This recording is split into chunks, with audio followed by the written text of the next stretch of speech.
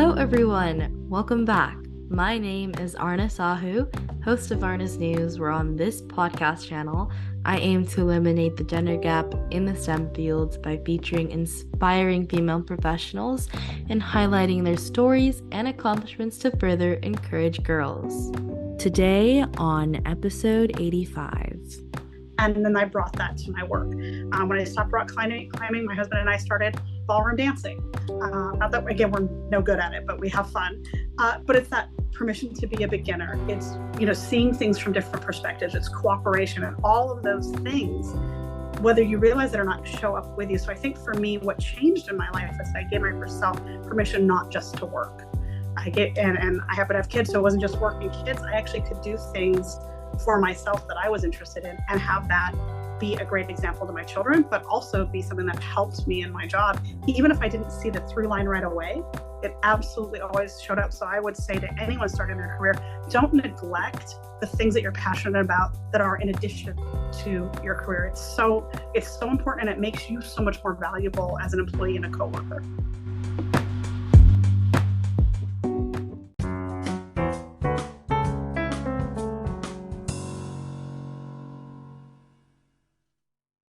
Today on episode 85, I'm pleased to announce our guest, Jen Cohen.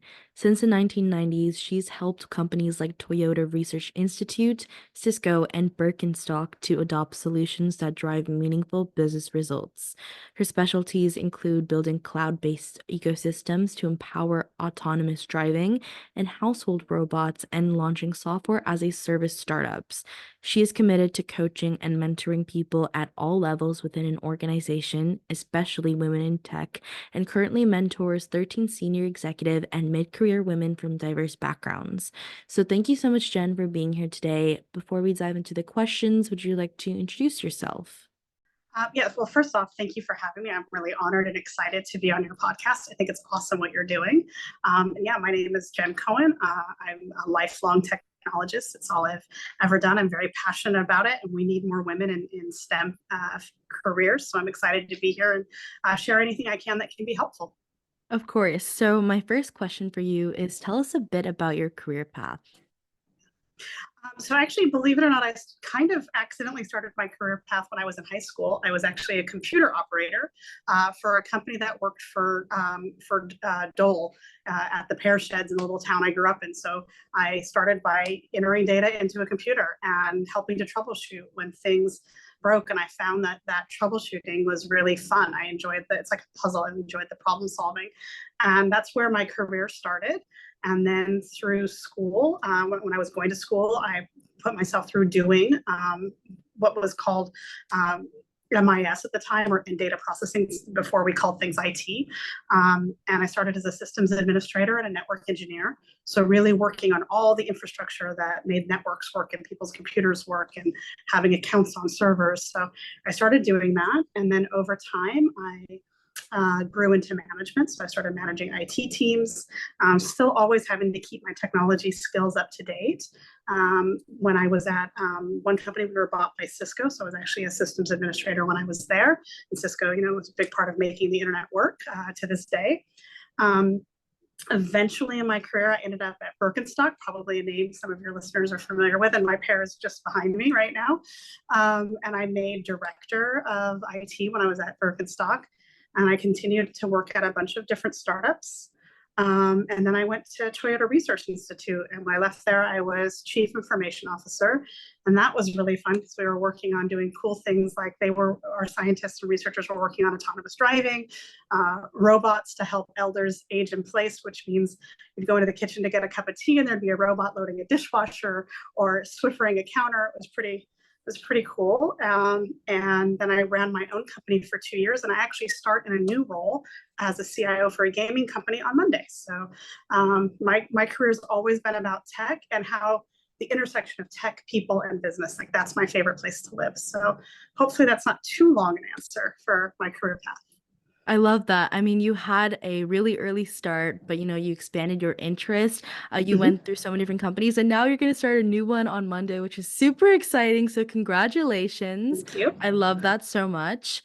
And yeah, Okay, so my question for you is what advice would you give someone wanting to pursue a career similar to yours? And do you have any tips to succeed? I do have some, and over the years, I've taken some time to think about, what was helpful to me and what I wish I'd known earlier. So the first thing, and I think a lot of these are true for any field, not just STEM, but I think particularly in STEM, and it's one that like everyone says, it's totally trite, but it's true, and that is be yourself. And the reason I say that is when I started my career, I was one of only in most cases, I was the only woman, and I tried to be just like the guys. I wore like all black clothes, not particularly nice ones. I wanted to be one of the boys. And the fact of the matter is, I never was going to be one of the boys. And I worked with great people. They were respectful, but they knew I was a girl. Like it wasn't like rocket science to figure that out.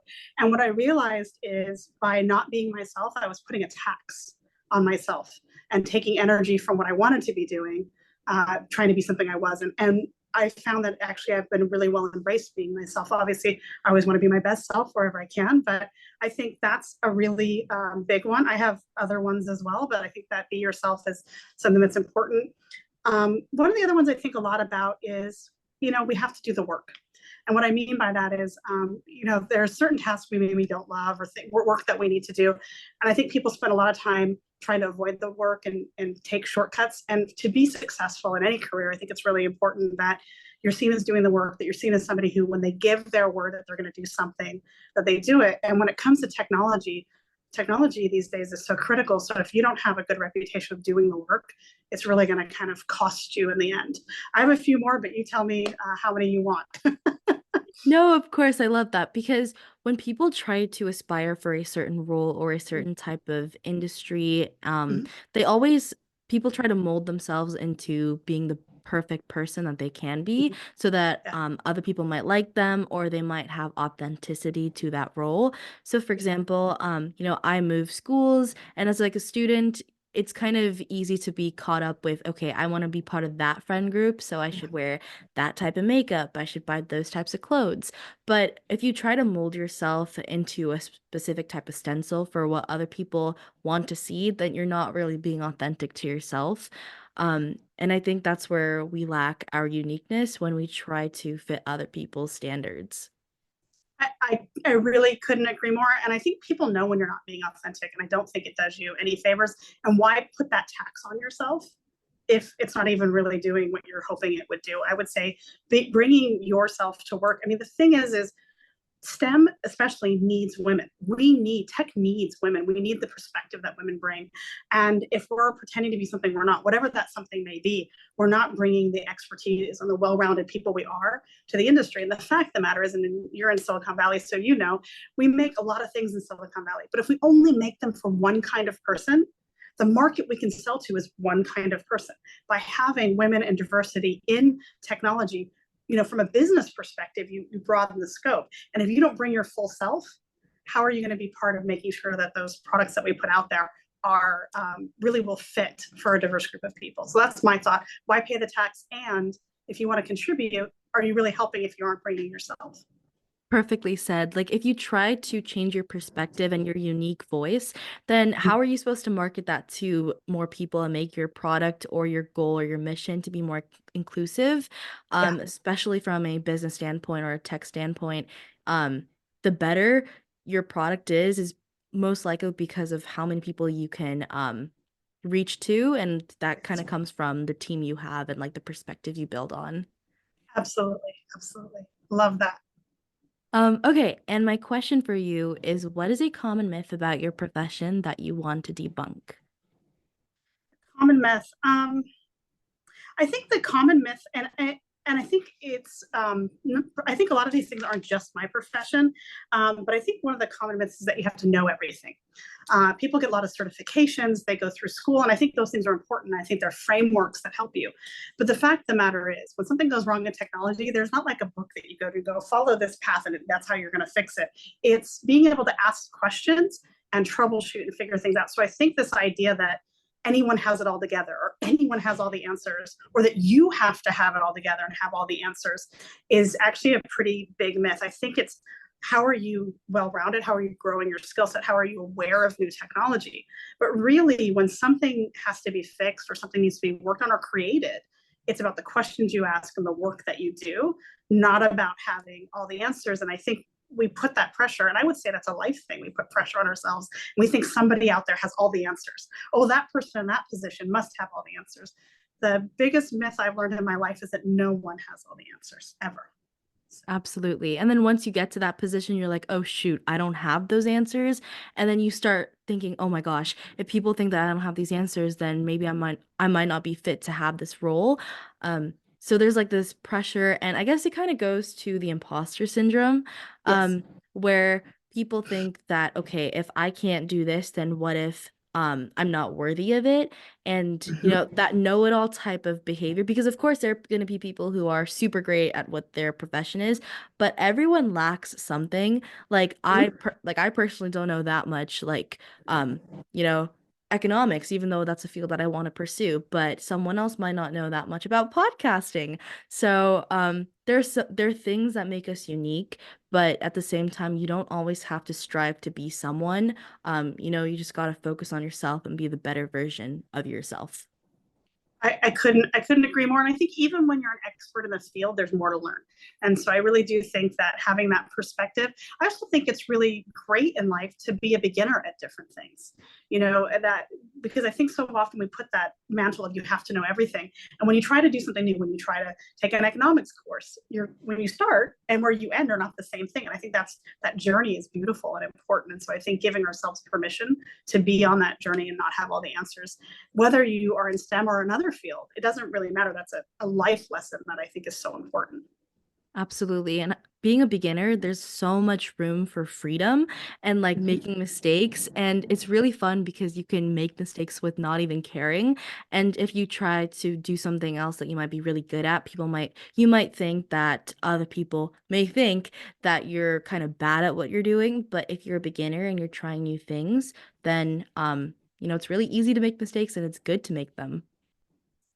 Absolutely. I think there's a lot of freedom also in being able to say, I don't know the answer, but I'll come back to you.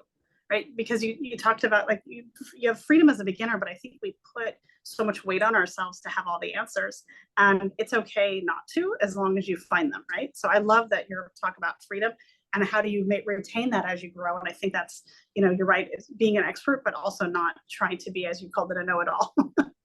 Absolutely. And my question for you is if you could step into my shoes, what would you have asked yourself that I didn't? I think I would have asked myself why I'm so scared to try new things. When I started my career, I had some opportunities I declined and I had some opportunities I took. And actually getting out of my comfort zone, we were talking about being a beginner, excuse me, we're talking about being a beginner and getting out of my comfort zone was really important. And in my career, I've always done IT, but I've actually been in other groups as well. So at one company, I ran operations and I had to learn all about fields and areas I didn't know. And I had turned something down earlier in my career that was similar to that. And so I think, why are you so scared and what's stopping you from trying new things? The more that you learn about business, about your field, the more that you do in your life, the more well-rounded you are and the more valuable you are. And so I think I would ask myself, what's blocking you? Why is this holding you back? And I would have been more open. So those are the things I think of if I could go back and tell myself 20 years ago.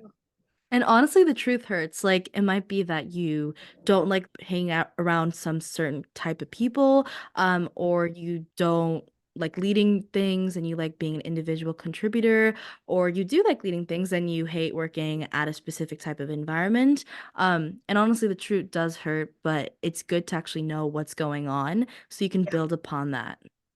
agreed. I couldn't agree more. Understanding your truth is really important. Absolutely. And my question for you is what are the best resources and books that have helped you find your career path? I would say there's a few.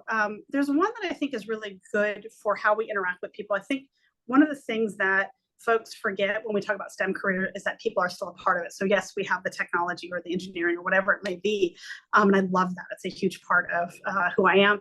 But you can't do anything in isolation, and so how we interact with each other and how we show up is really important. So the book that I recommend everyone starting at work read is called The Four Agreements. It's about how you show up There's a book, especially for folks who like IT and DevOps, called The Phoenix Project. And actually, everybody who works for me, I make them read it, listen to it, read it, whatever makes them happy. And it's actually a novel about IT and about how teams work together and how to get work done, and how to do handoffs and things in a really efficient and actually working way. So the Phoenix Project is probably my favorite book to have people take a look at. If you want to know what day-to-day life could be in IT, it's a great look at how not to do it and how to do it. I love that because a lot of people think, when I was a kid, I honestly thought that STEM was really isolating. You just work on your code and you submit it to someone and then boom, you get your salary. But it really isn't that. There's so much more that goes around it. Like a couple of days ago, I went to a conference for like high school students and like STEM. And it was really, really fun to talk to people and like get all suited up in my blazer and everything. But I think that's where the connections really lie, and that's what a lot of people don't really see because expanding your network and expanding to people you don't know and get opportunities that way is a big part of STEM and honestly any type of career in any industry. But I think that's really where like the Silicon Valley lies because it's a network of people in Mm-hmm. STEM. And just being able to reach on that network is extremely crucial that not a lot of people know about. Yeah, I think you're right that a lot of people see it as coding in a back room somewhere and just on the keyboard. And I'm not saying that's not a part of the work that we may do in developing a product, but even if you're in the back room coding, somebody has to review your code. There's interactions, and so I do think you're right. It's easy to see it from that kind of isolated view of it's just this one thing. I will also say that your network is so important, especially in STEM. One of the things that's so important is to be able to call a friend and say, hey, how did you solve this? Or how are you tackling this problem? I know you're facing it too. And I think also for career, the position I had at Toyota, somebody who hired me 10 plus years before that recommended me to somebody. So I think it's both your day-to-day work, how you solve problems. You spend more time at work than at home. You want to have a good work-life balance, but you also want to make sure the people you work with are fantastic, right? That you want to have that network. So I think there's so many things that go into the people part of it. And I think the stereotype of STEM just being like this is, I don't find it accurate. I've been doing this 30 years and I've never seen just this for any one person. So Absolutely. And I think the media really plays a big part of that. Like the Disney shows that I used to watch or like the little cartoon videos always had like the really, really smart, nerdy person, just coding, like coding Java or coding Python, which I mean, people do that, but there's not that one type of glove or one type of figure who does that. It can pertain to so many different groups, and I feel like what the media definitely portrays is totally false. And yeah, just something that I've kind of had to learn the harder way growing up, in the Silicon Valley and having to learn that, real time. yeah, absolutely. I mean, I think, obviously the coding, I mean, is a part of it. That's a huge part of life. But I think if it was only ever done in isolation, the products wouldn't be very good. You know what I mean? So I love that you're learning that early so you don't have to learn it later. Absolutely. And my question for you is what do you think is a vital factor that shaped your career? What was your life before learning it, and what was your life after learning it? Um, I think, there's been a few. But I think that one of the big ones for me was how important being well-rounded is. And what I mean by that is that life isn't just about work. And as much as I'm passionate and love technology, that what you bring to the table is bigger than just your technology skills. And actually, I was really surprised to find out that almost all Nobel laureates have a really passionate hobby or interest. As a matter of fact, they're 3 times more likely than their scientific counterparts to have passionate hobbies and interests. And so I think one of the things that I thought in the beginning of my career is it's just about work. Like I'm going to work and that's it. And as I grew, I realized that all the things we learn doing other things help us in our career. So for about a decade, I did rock climbing, and I don't know if I was ever any good at it, but I did it. And just the problem solving, that the things that I learned doing that and how I approach that actually influenced how I problem solve at work. It made me richer and have more depth. And then I brought that to my work. When I stopped rock climbing, my husband and I started ballroom dancing. Not that, again, we're no good at it, but we have fun.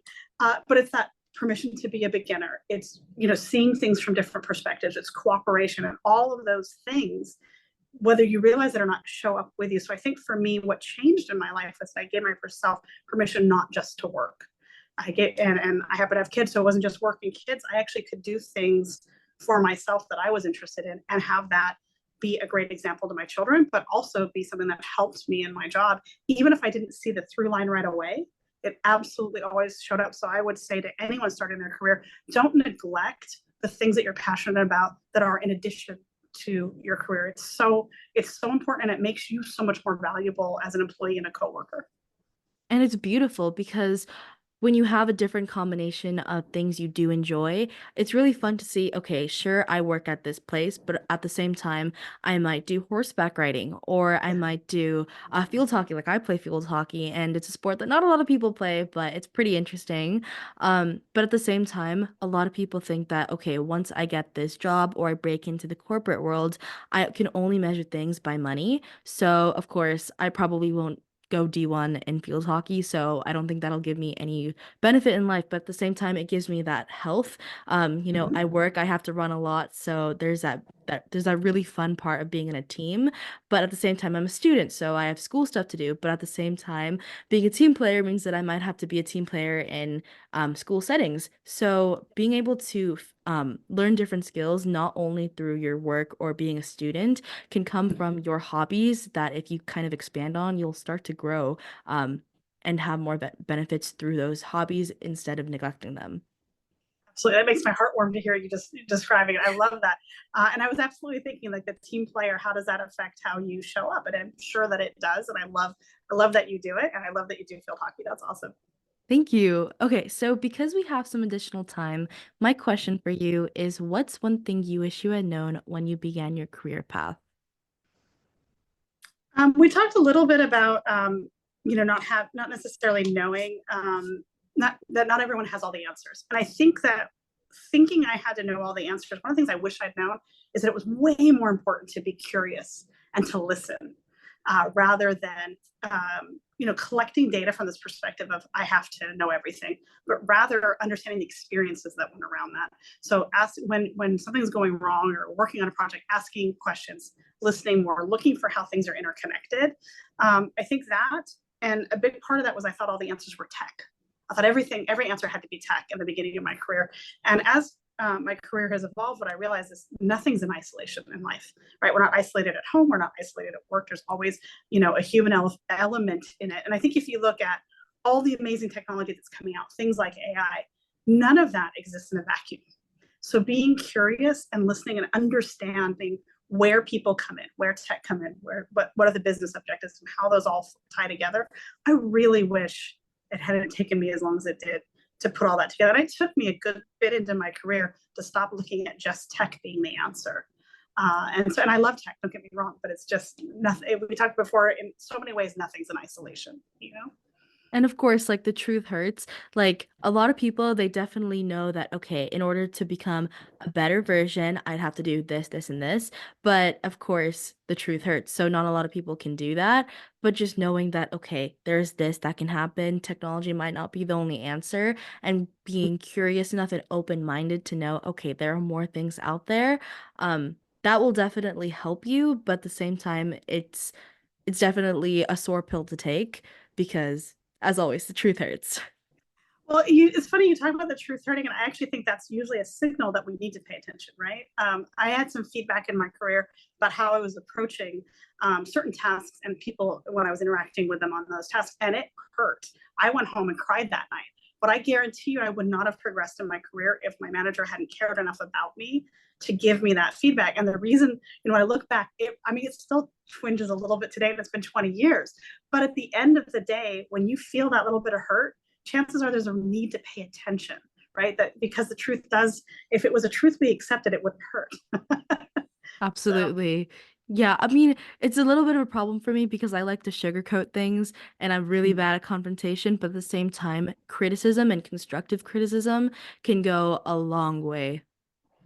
agreed. I do think it's interesting you say confrontation. One of the things I really try to think is what I want someone to tell me, whether that's like spinach in your teeth or it's something else, what I want someone to tell me. And I think you're right. In order to grow, right, you need that feedback. So I try to reframe it from confrontation to if this is somebody I care about and we need to work through this, how do I tell them in a way that they know it's coming from a place of caring, not from a place of, for lack of a better term, criticism. So I love the way you're framing it. That's very much how I have managed to work. Because I don't know, maybe there are people who love confrontation, but I also do not. So that's how I've framed it over the years to be able to do it. And also, feedback's a gift. If that manager of mine hadn't bothered to tell me, I would have continued to do the wrong thing. And so or the non-optimal thing, or however you want to put it, the fact that she cared enough to confront in a nice way was a gift to me. So when you're having challenges with that confrontation or the sugarcoating, remember, if it's done right, it's a gift. I love that. If it's done right, that's a gift. And my final question for you before we end off is, how do you continue to learn in order to stay on top of things within your role? Well, I think one of the things I love about STEM field is that you are always learning. In order to be successful, you have to be constantly seeing what's out there. And it also means no 2 days are the same. So it's part of why I love what I do. And so there's lots of different ways that I look at it. Some of it is, you talked about going to a conference, meeting peers and finding out what they're doing and how they're tackling problems. Or if you all have the same problem, brainstorming for how you can do it. I think there's a lot of reading, and that reading could look like websites. It can look like technical manuals. There's lots of different ways to do it, but I think there's always, how do you consume? I think being a lifelong learner is critical to a STEM career. I think we know engineering, science, technology does not sit still, and I enjoy it. I think the other thing is, and one of the things in my career I've been really lucky with, is hands-on. There are lots of places to go and try something. So whether it's getting a student AWS account, whether it's going on and doing a Kubernetes tutorial, like, I love seeing what's out there, because it opens my mind to possibilities, not just for how we can use the tech, but also what we could potentially do even 5 years down the line. So I think that lifelong learner, I think to be successful in life, that is something that's really important. Whichever medium you use to learn, it's important to do so. I absolutely love that. Well, thank you so much, Jen, for being here today. Yeah. Right before we end off, do you have any last words to the audience? Well, first, I just want to say again, thank you to you. This has been so lovely, and I love that you're putting this out there for young women to listen to, for everyone, but especially for young women. And I would just say, same message I said before: tech needs you. We need women in our field. So please come join us. Absolutely. Thank you so much, Jen. Thank you.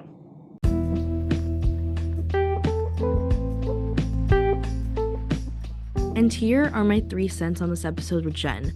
1, exploration and adaptation. Trying new hobbies exposes you to different experiences, skills, and perspectives. It's an opportunity to discover hidden talents or passions you never knew you had. By being open to trying new things, you cultivate adaptability and resilience, essential traits in an ever-changing world. 2, continuous improvement through feedback. Feedback is a valuable tool for growth and development. Being open to feedback, whether it's constructive criticism or praise, allows you to refine your skills and deepen your understanding. And 3, diversification of learning mediums. Lifelong learning thrives on diversity, and embracing different mediums, whether it's through books, videos, or podcasts just like these, or even hands-on experiences, enriches your learning journey.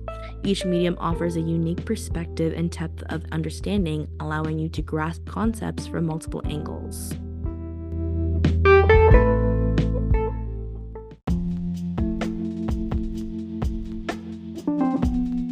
Thus, that concludes the episode for this week. If you want to know more about how I relate to these amazing topics, then stay tuned for upcoming episodes. A free way to support this show is by leaving it a 5-star rating and a review on the player you are listening to. Let me know what you enjoy about this podcast, as it's a chance to tell me what you love about the show, and it helps others discover it too. Once again, thank you for finding me, and I hope we stay in touch with each other. Dito, you're listening to Aarna Sahu, the host of Aarna's News. Toodles!